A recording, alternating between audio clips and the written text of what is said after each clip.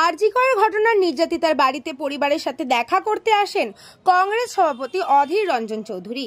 সেইখানে এসে দীর্ঘক্ষণ পরিবারের লোকেদের সাথে কথা বলেন তিনি এবং নির্যাতিতার বাড়ি থেকে বেরিয়ে সাংবাদিকদের মুখোমুখি হয়ে তিনি বলেন, মুখ্যমন্ত্রী নাটক করছেন বলে অভিযোগ অধীর রঞ্জন চৌধুরীর।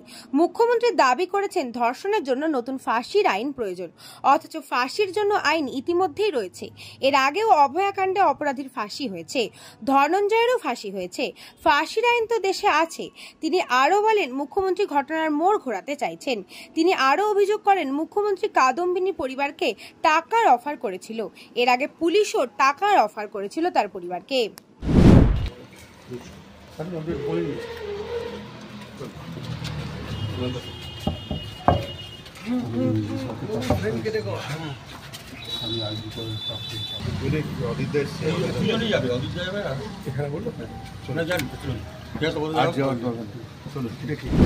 এছাড়াও তিনি আরো বলেন, আমি এখানে কোনো রাজনৈতিক দলের প্রতিনিধি হিসেবে আসিনি।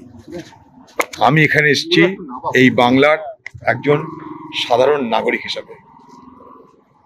আমাদের যে ডক্টর সেল তাদের এরা দেখভাল করেন, তারা যখন আসছিলাম আমি একবার যাবো, কারণ সেদিন রাত্রে এসেছিলাম, ভালো করে কথা হয়নি, একটা আবেগের তাড়না আছে।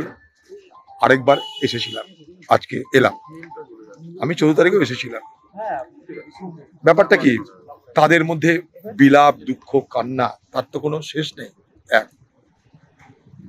তাদের একটাই দাবি, প্রতিদিনের মতন, যে তারা তাদের হারানো সন্তানের, খুনিদের, ধর্ষকদের, অপরাধীদের বিচার চাই।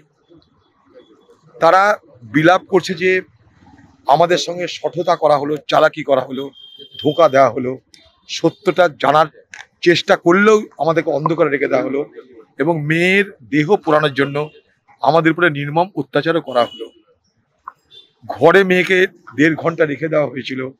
তাড়াতাড়ি শ্মশানে নিয়ে যাওয়ার জন্য মেয়ের বাবাকে ডেকে পুলিশের পক্ষ থেকে টাকার অফার দেওয়া হয়েছিল। এটা বললেন? হ্যাঁ, না, তাদের পরিবারের কাছ থেকে আমরা সংবাদ সংগ্রহ করলাম, টাকার অফার দেওয়া হয়েছিল। স্বাভাবিকভাবেই এই নির্মমতা, নিষ্ঠুরতা, কখনো মুখ্যমন্ত্রী এসে টাকার অফার দিচ্ছে, তার আগে পুলিশ টাকার অফার দিয়েছে, পরে তো মুখ্যমন্ত্রী টাকার অফার দিয়েছে। এই নির্মমতা, নিষ্ঠুরতা বাংলার আবেগকে বিদ্ধ করছে। আরো বড় কথা হলো এই যে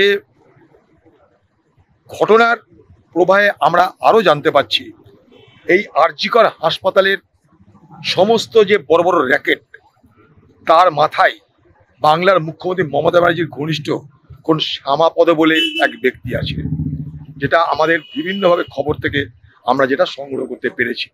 তা আমাদের ঠিক দেখতে হবে শ্যামাপদটা কে, যে বাংলার মুখ্যমন্ত্রীর ঘনিষ্ঠ, তার নেতৃত্বে নাকি, তার অঙ্গলের ইশারায় নাকি এই আরজি করের মতন হাসপাতালে বড় বড় দুর্নীতি হচ্ছে, বড় বড় লুটপাট হচ্ছে, বড় বড় অপরাধ হচ্ছে।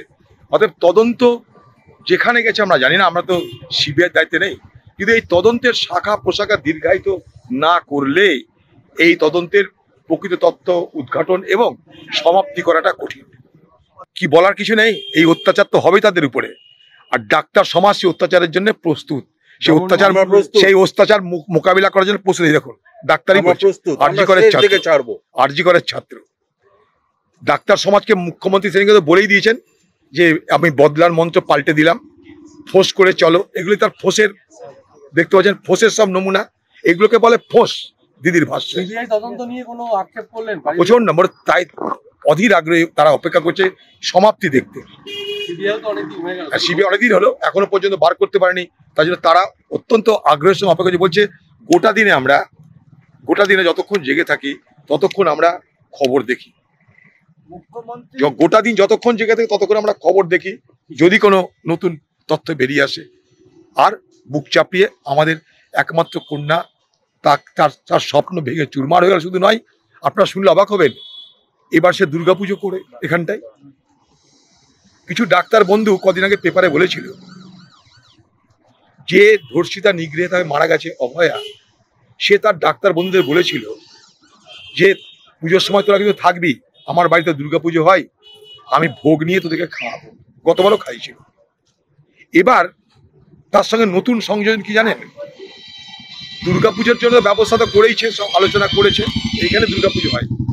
তার সঙ্গে দুর্গাপুজোর পর সেই মহিলার বিয়ে হবে, তার জন্যে বাবা মাকে বলেছে কি করবে না করবে দেখো, এবার আমার বিয়ের সময় এসে গেছে, আমাকে বিয়ে করবে, আমাদের বিয়ে হবে, তাই তোমরা দুর্গাপুজোর পর বিয়ের আমার প্রস্তুতি নাও।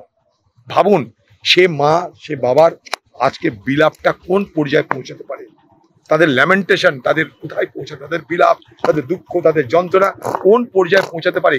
দুর্গাপুজোর প্রস্তুতি, দুর্গাপুজো শেষ হলে বিয়ের প্রস্তুতি, সমস্ত পরিকল্পনা তৈরি হয়েছে। দেখুন আমি এখনো সফলতা ব্যর্থতা বিচার করার জন্য এখানে আসিনি। প্রথম কথা যে বাংলার মুখ্যমন্ত্রী এই বাড়িতে এসে বলে গেছিল তার বাবা মাকে চিন্তা করে না, দরকার হলে সিবিআই দেবো। তো সেই সিবিআই তদন্ত করছে, অসুবিধা কি আছে? বাংলার মুখ্যমন্ত্রী যদি মনে করে সিবিআই তদন্ত কোথাও কম হচ্ছে, কোথাও ভুল হচ্ছে, কোথাও বিপদে যাচ্ছে, তো রাজ্য সরকারের তো দায়িত্ব তার সিআইডি দিয়ে, তার পুলিশ দিয়ে আরো বেশি তথ্য, আরো বেশি অপরাধীদের নাম তারা যেগুলো সংগ্রহ করতে পেরেছে সেগুলো সিবিআইতে তুলে দেওয়া। তারা সিবিআইতে তুলে দিচ্ছে না, কারণ তাতে কোনো বাধা নেই। তারা কোর্টে দিচ্ছে না, কোর্টের তত্ত্বাবধানে তদন্ত হচ্ছে, তারা কোর্টেই বা দিচ্ছে না কেন? বাংলার মানুষকে বিভ্রান্ত করার জন্য বলছে সিবিআই সিবিআই সিবিআই, কিছু করতে পারছে না। রাজনীতি পারে সিবিআই কে টার্গেট করে নিজের দায় দায়িত্ব থেকে মুক্ত হতে চাইছে। সিবিআই এখন মমতা ব্যানার্জির কাছে নিজেরকে রক্ষা করার একটা হাতিয়ারে রূপান্তরিত হয়েছে। সিবিআই কে টার্গেট করে মমতা ব্যানার্জি নিজের যে দায়িত্ব সেখান থেকে নিজেকে দূরে সরিয়ে আনতে চাইছেন। কিন্তু বাংলার মুখ্যমন্ত্রীকে বলতে চাই, সিবিআই কে যদি সিবিআই কোনো জায়গায় কোনো গাফিলতি হয়, পশ্চিমবঙ্গের পুলিশ তো হাইকোর্টেও যাচ্ছে, সুপ্রিম কোর্টেও যাচ্ছে, সিবিআই কোথাও গাফিলতি হলে সেখানে তো পশ্চিমবঙ্গ পুলিশের বা পশ্চিমবঙ্গ সরকারের দায়িত্ব যে সিবিআই এই জায়গায় গাফিলতি করছে, কোর্ট আপনারা এখানে হস্তক্ষেপ করুন, আমাদের কাছে এই তথ্য এসছে, কোর্ট আপনারা হস্তক্ষেপ করুন। যদি সদিচ্ছা থাকতো তাহলে এটাই হতো, কিন্তু সদিচ্ছা না। এই সরকার নিজে চাইছে সমস্ত অপরাধীকে রক্ষা করে সরকারের ভাবমূর্তিকে বাঁচাও। এটা আরেকটা নাটক। ফাঁসির তো আইনে আছেই, ফাঁসির ব্যবস্থা আইনে আছে। সেই আইন বলে নির্ভয়া কাণ্ডে যারা অপরাধী তাদের 4 জনের ফাঁসি হয়েছে। কলকাতার বুকে আরেকটা ধর্ষণ খুনের অপরাধী ধনঞ্জয়, তার ফাঁসি হয়েছে। ভারতবর্ষে বহু জায়গায় ফাঁসি হয়েছে। ফাঁসির জন্য নতুন করে 10 দিনের মধ্যে বিল আনার দরকার। বাংলার মুখ্যমন্ত্রী মিথ্যাবাদী, এখানে যে তিনি বলে গেছেন আমি আপনাদের টাকা দেবো, সিবিআই তদন্ত করে দেবো, এখানে যে বলে গেছেন সিবিআই তদন্ত করলে অসুবিধা নাই, আমি দেখছি আর টাকাও দিব আপনাদেরকে। না, মুখ্যমন্ত্রী বাংলাদেশের কথা এই জন্যই বলছে, এই বাংলার রাজনীতিতে তিনি একটা বিভাজন তৈরি করতে চাইছেন হিন্দু মুসলমানের। তাকে বাঁচতে গেলে সাম্প্রদায়িক বিভাজনের রাজনীতি করতে হবে, এই হচ্ছে কথা। তিনি সব কিছু ঘুরিয়ে ফিরিয়ে আজকে পশ্চিমবঙ্গের ধর্ষণ কাণ্ড, তার হত্যাকাণ্ডটাকে ঘুরিয়ে ফিরিয়ে তিনি যেভাবেই হোক নিয়ে যাবেন। এটা টিএমসি ভার্সেস বিজেপির। কৃষ্ণা পালিতের রিপোর্ট, নিউজ বঙ্গ টাইম।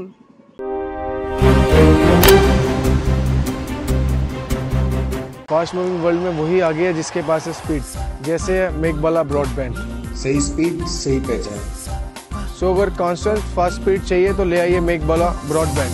আস্থা পলিক্লিনিক ও ডায়াগনস্টিক সেন্টার, এক ছাদের তলায় বিশিষ্ট চিকিৎসকদের চিকিৎসা পরিষেবা পেতে আজই আসুন আস্থা পলিক্লিনিক ও ডায়াগনস্টিক সেন্টারে। এখানে সব রকম রক্ত, মল, মূত্র ও কফ পরীক্ষা এবং ECG, easy, ENG, NCD, PFT 24 ঘন্টা হল্টার মনিটরিং ও ফিজিওথেরাপি অতি সুলভে করা হয়। আমাদের ঠিকানা নোনা চন্দনপুকুর, চ্যাটার্জিপাড়া। আমাদের যোগাযোগ নম্বর 7003758330। New Shatarupa, one stop solution for your smart choice. এখানে সকল প্রকার ব্র্যান্ডেড কোম্পানির TV, fridge, mobile, computer, laptop, sound system এবং মোবাইল ও কম্পিউটার অ্যাক্সেসরিজ সঠিক মূল্যে বিক্রয় করা হয়। প্রতিটি কেনাকাটায় আকর্ষণীয় ছাড় এবং নিশ্চিত উপহার। ঠিকানা ইন্দ্রনগর, সোদপুর, কলকাতা 110 এবং Muragachha, Sodepur, Kolkata 111। Animesh Suzuki, BT road, Agarpara. Motorcycle মানে সুজুকি। মোটরসাইকেল সেল এবং সার্ভিস করানো হয় অত্যাধুনিক যন্ত্রের মাধ্যমে। এখানে অত্যাধুনিক মডেলের বিভিন্ন গাড়ি পাওয়া যায়। পাবেন Suzuki Hayabusa, Suzuki Gixxer, Suzuki Bergman, Suzuki access 125 এবং সাথে সার্ভিস সেন্টারের সমস্ত সুবিধা। আমাদের শাখা আগরপাড়া, ব্যারাকপুর ভিআইপি তে। সকলকে সাদর আমন্ত্রণ। ওম সাই ব্যাংকুয়েট অ্যান্ড গেস্ট হাউস। আপনার পরিবারের যে কোনো সামাজিক অনুষ্ঠানের জন্য আসুন ওম সাই ব্যাংকুয়েট অ্যান্ড গেস্ট হাউসে। এই অঞ্চলের সবচেয়ে বড় সেরা ব্যাংকুয়েট। সিজন টাইমের ভিড় এড়াতে এখনই বুকিং করুন। আমাদের ঠিকানা ডাক্তার গোপাল চ্যাটার্জি রোড, সোদপুর, গির্জা। আমাদের যোগাযোগ নম্বর 9051714263।